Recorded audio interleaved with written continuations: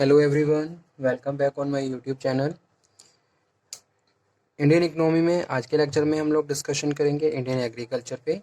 Last lecture में भी हमने जो टॉपिक डिस्कस किया था वो इंडियन एग्रीकल्चर से ही था।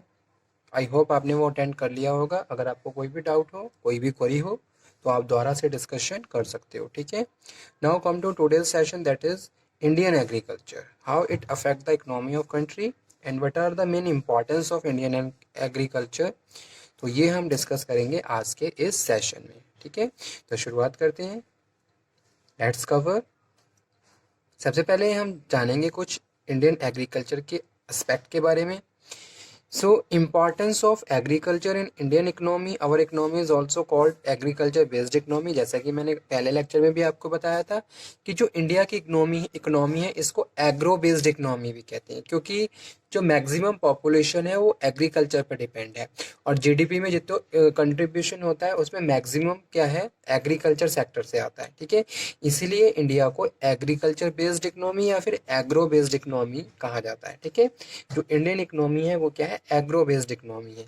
एग्रीकल्चर प्रोडक्शन ने अपना एक इम्पॉर्टेंस कंट्रीब्यूशन दिया है इकोनॉमी की ग्रो और डेवलपमेंट में। ठीक है, इंडिया में। So agriculture play very important and significant role and the crucial role in the economy, जैसे कि हम समझ रहे हैं और जान भी रहे हैं। ठीक है, कि भी एग्रीकल्चर का क्या है, एक ग्रेटर इम्पैक्ट है अगर मैं इंडियन इकोनॉमी की बात कर रहा हूँ। क्यों? क्योंकि इंडिया क्या है, India is also second largest populated country in the world और उसमें भी क्या है, मैक्सिमम लोग क्या है, एग्रीकल्चर पे डिपेंड है। ठीक है, उनका जो अर्निंग है, उनका जो लिविंग स्टैंडर्ड है, that is depend on agriculture sector. तो वहाँ से क्या है, मेजर कंट्रीब्यूशंस आते हैं। तो इसीलिए इंडिया को एग्रीकल्चर बेस्ड इकोनॉमी कहा जाता है। So it is the backbone of our economic system. ये हमारे इकोनॉमिक सिस्टम में बैकबोन की तरह काम करता है, क्योंकि ग्रेटर कंट्रीब्यूशन जो दिया जाता है वो एग्रीकल्चर से आता है। ठीक है, सो agriculture is not limited only up to providing food and raw material, but it also provide employment opportunity to about 65% of the populations। ठीक है, ऐसा नहीं है कि भी एग्रीकल्चर से बस खाली फूडिंग और रॉ मटेरियल ही आ रहा है। ठीक है, तो वो भी चीज़ जरूरी है। अगर मैं इंडिया की बात करूँ, हाईली पॉपुलेटेड कंट्री है, सेकंड हाईली पॉपुलेटेड कंट्री है, तो ऐसे में प्रॉपर एग्री फूड की नीड भी क्या है, प्रॉपर होती है। तो प्रॉपर प्रोडक्शन होना चाहिए, तभी हम फूड की रिक्वायरमेंट को बैलेंस कर सकते हैं। साथ के साथ इंडस्ट्रियल सेक्टर के लिए भी बहुत जो रॉ मटेरियल है वो एग्रीकल्चर से आता है, जैसे कॉटन है, जूट है, शुगर है। ठीक है, शुगर इंडस्ट्री को रन करने के लिए शुगर केन और कॉटन्स, टेक्सटाइल्स को रन करने के लिए कॉटन है, वो जो कि एग्रीकल्चर सेक्टर से आता है। तो ऐसे में एग्रीकल्चर सेक्टर ने अपना इम्पॉर्टेंट कंट्रीब्यूशन दिया है for the economic growth and development of the India. ठीक है, तो इसीलिए इसको हम यहाँ पे बात कर रहे हैं कि बस खाली प्रोडक्शन और जो रॉ मटेरियल है इसी के लिए नहीं, एम्प्लॉयमेंट अपॉर्चुनिटीज़ भी आती हैं। ठीक है, 65% लोग एग्रीकल्चर पे डिपेंड होते हैं। तो इसके कुछ इम्पॉर्टेंस हैं, जैसे कि ये मेन सोर्स ऑफ लिवलीहुड। अगर मैं इंडिया की बात करूं तो एग्रीकल्चर क्या है, मेन सोर्स है, लोगों के जीवन का मेन साधन है। ठीक है, 65% टू अबव लोग आज के टाइम में भी एग्रीकल्चर पे डिपेंड हैं। So major occupations of our working population 65% engaged in the agriculture. ठीक है, और वहीं अगर मैं बात करूं, इंडिया क्या है, इंडिया एक लेबर इंटेंसिव कंट्री है। लेकिन मैं डेवलप कंट्री की बात करूं, जैसे कि यूएसए है, यूके है, तो वहाँ पे बहुत कम पोर्शन है जो लोगों का जो कि एग्रीकल्चर पे डिपेंड है। ठीक है, यूएसए की बात करूं तो केवल 4% लोग ही हैं जो केवल एग्रीकल्चर पे डिपेंड है। यूके में 5%, ऑस्ट्रेलिया में 6%, ठीक है, जापान में 21% और रशिया में 32%। तो इस तरीके से इंडिया के लिए agriculture sector major role play करता है। Contribution of national income controlled sorry contributed 52% of national income किससे आती है, एग्रीकल्चर से। ठीक है, 1976 से 77 में ये 42 पॉइंट समथिंग थी, 1981 से 82 में 41% हुई और 1999 से 2000 में 28% हुई। ठीक है, रिड्यूस हो गई। तो इस तरीके से अगर मैं इंडियन इकोनॉमी की बात करूं तो जो मेजर नेशनल इनकम जो बढ़ आती है वो क्या है, एग्रीकल्चर से आ रही है, एग्रीकल्चर सेक्टर से आ रही है। थर्ड वन है providing significant employment opportunity. 65% of population को जो एम्प्लॉयमेंट अपॉर्चुनिटी मिलती है वो एग्रीकल्चर से ही मिलती है। सोर्स ऑफ फूड है, लोगों को खाने के लिए खाना, और इंडस्ट्रियल सेक्टर के लिए भी। Importance in the international trade, ठीक है, जो जो फूड हम ओवर एक्सेस मात्रा में क्वांटिटी में प्रोड्यूस कर रहे हैं उनको हम एक्सपोर्ट करते हैं उन कंट्रीज़ को जहाँ स्केर्सिटी ऑफ फूड होती है, ठीक है। जैसे कि कभी कभी कंट्रीज़ में ऐसी सिचुएशन आ जाती है कि फूड क्राइसिस आ जाते हैं, तो वहाँ पे क्या होता है, अगर प्रॉपर स्टोरेज ऑफ फूड नहीं होगा तो हम इस तरीके की सिचुएशंस को फेस नहीं कर पाएंगे और बहुत सारी प्रॉब्लम्स अराइज हो जाएगी, ठीक है। तो इस तरीके से इंटरनेशनल ट्रेड में भी प्रॉपर हम एग्रीकल्चर से जो भी प्रोडक्शन प्रोड्यूस हो रहा है उसको एक्सपोर्ट कर सकते हैं, ठीक है।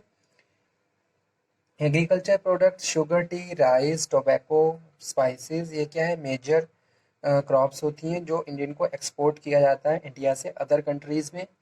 उसके बाद नेक्स्ट है source of raw material for secondary sector. जैसे कि इंडस्ट्रियल सेक्टर की बात करूँ तो टेक्सटाइल्स को रन करने के लिए कॉटन्स, जूट्स, ठीक है, शुगर मिल्स को रन करने के लिए शुगर केन।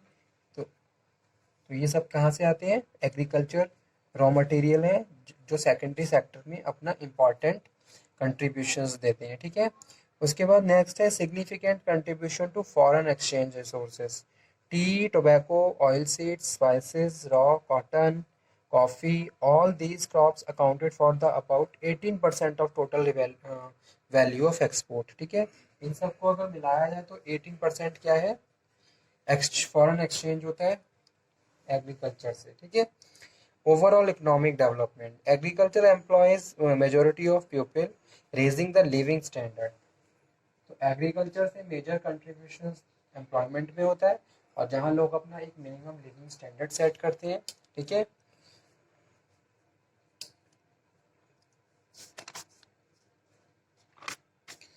तो ये कुछ इम्पोर्टेंस थे एग्रीकल्चर के। सेकंड पेज ये है इसका, providing significant employment opportunities, source of food,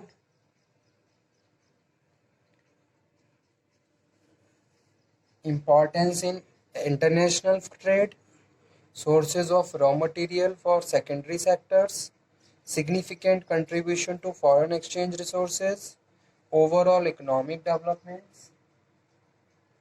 So these are the importance of agriculture, Indian agriculture, ठीक है। इंडियन एग्रीकल्चर से एक टॉपिक हम ऑलरेडी डिस्कस कर चुके हैं, वो टॉपिक भी एग्रीकल्चर से ही रिलेटेड था जो हमने लास्ट लेक्चर में डिस्कस किया था। देखो ये था main features of Indian agriculture, ठीक है।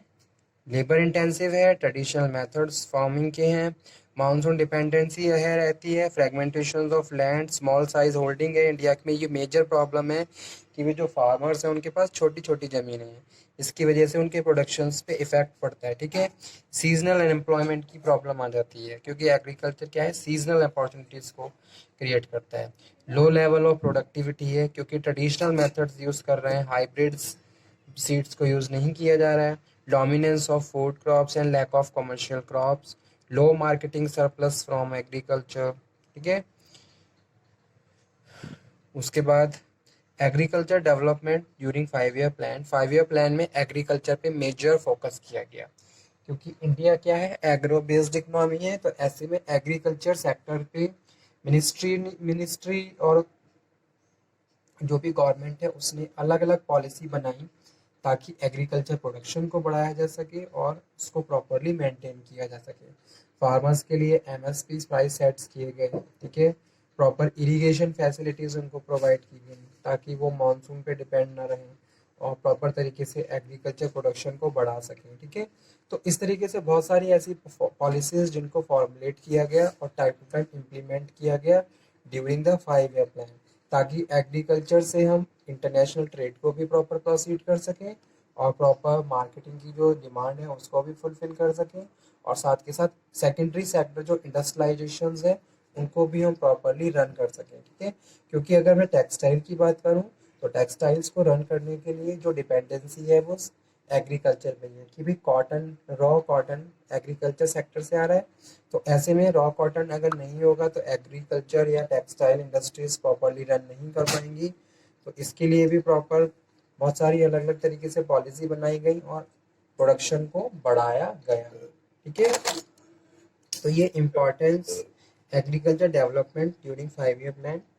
Agriculture is a source of livelihood for our population as an important source of raw material for several industries। अब मैं यहाँ पे मैंने केवल एक कॉटन का एग्जांपल कोट किया है।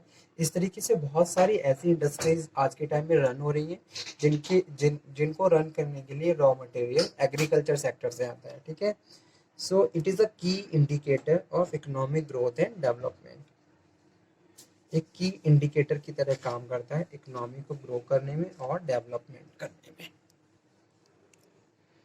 of our nations and occupy a key position in our economy because it contribute in many areas such as food supply, export source of raw material for other industries।